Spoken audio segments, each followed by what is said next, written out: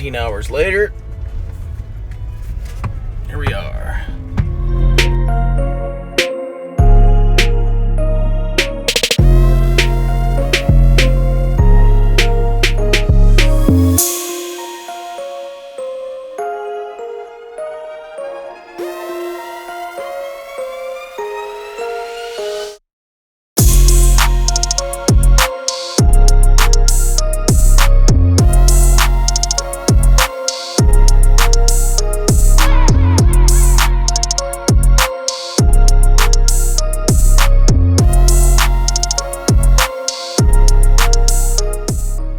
Okay, enough scary, ominous alligator pictures. So this was a dream hunt for us both. Emily and I both teach for Outdoor Solutions at our long-range hunting schools and culinary events, and once in a while you meet some clients that end up being great friends, and that's exactly what happened here. After spending a couple weeks of quarantine with them out in West Texas shooting long distance, they invited us down to their house in Florida for a turkey and alligator hunt. Now don't worry, the turkey video is coming up. We just had to do one at a time, so here we go. After an 18-hour road trip, we finally ended up in Central Florida. After seeing their place, there was no doubt that we would be in for a challenge. Just pulling through the gate itself makes you feel like you've gone back in time about 200 million years, and you're in the Jurassic area. This is truly old Florida. Spanish moss hanging from the oak trees and tree geckos running around everywhere. And then, of course, there's the alligators. And I mean a lot of them. But that really didn't mean anything, because even though there's a ton of alligators on this lake, it wasn't that easy. Now, Florida state law says you can only catch alligators with a wooden peg. Yeah, you heard me right, a wooden peg. Like 2 inches long and the size of a broom handle. I was a little skeptical, but sure enough, that's how it's done. Now, I'm not going to say we got it done on the first try, because that would be an absolute lie. But after about their third or fourth try, we finally had our system down. I was the first up to bat. We just loaded up the truck. Got all of our supplies. And heading down the lake, gonna get the boats loaded up. And let's wait a couple hours. Probably gonna get hit by this thing. Wait for a couple hours, it's a little bit darker. And wait for the giant lizards to come out and play. From that point, we got out on the water, got the bait set, got the buoys set, and we went back to the lodge and waited. It only took about 3 or 4 hours until we saw those buoys bobbing up and down. This is kind of how it played out.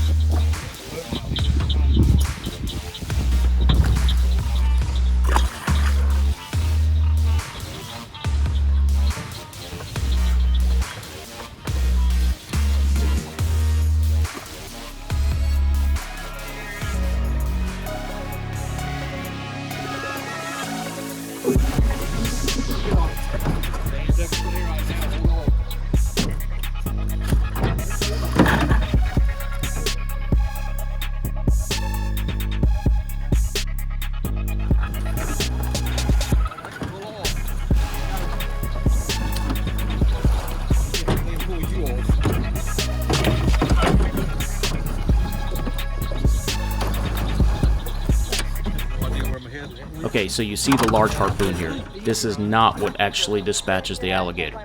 All this does is get a second line in him, because right now all I have him with is the end of a grappling hook. I really don't have anything here. It's not penetrated his skin, it's simply hanging on to him. What the harpoon does is actually put a permanent line inside the gator. Think of it just like a bow fishing arrow. The end of it's built the same way. It puts a line inside the alligator that's attached to a buoy. That way, if your grappling hook comes off, you still have a line to fight the gator with. Okay, you see here I'm handing over a 410 shell. A lot of people use small caliber guns or bang sticks. We just didn't have a bang stick with us, so the Snake Charmer 410 it was. Don't fire right now. I'm going to save you guys the kill shot here because YouTube's going to pull it down anyway if we put that on there. Needless to say, you put either the bang stick or the 410 right to the back of the skull, right where the brain is, pull the trigger or depress your bang stick, gator's dispatched. And just like in all forms of other type of hunting, now the work begins.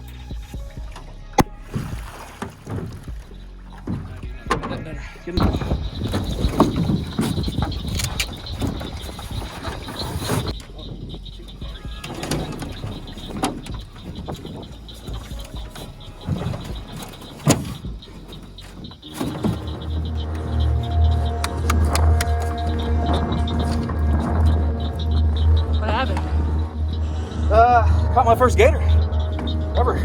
That's a good gator, dude. Mr. Doug.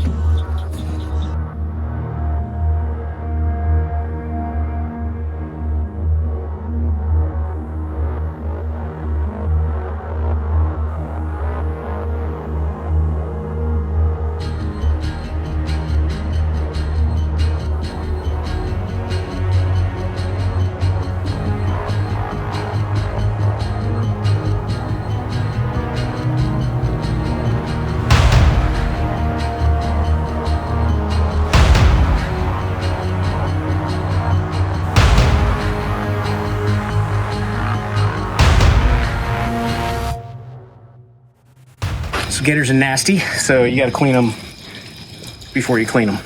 Make sense?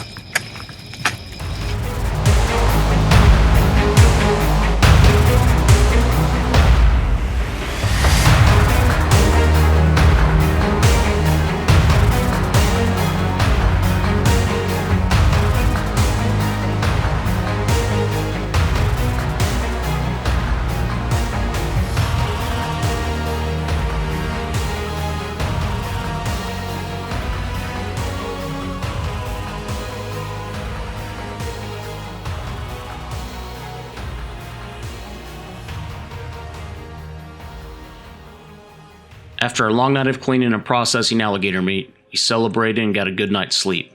The next day was Emily's turn with the help of her good friend Charlie, together also known as Charmerly. Here's how their morning played out.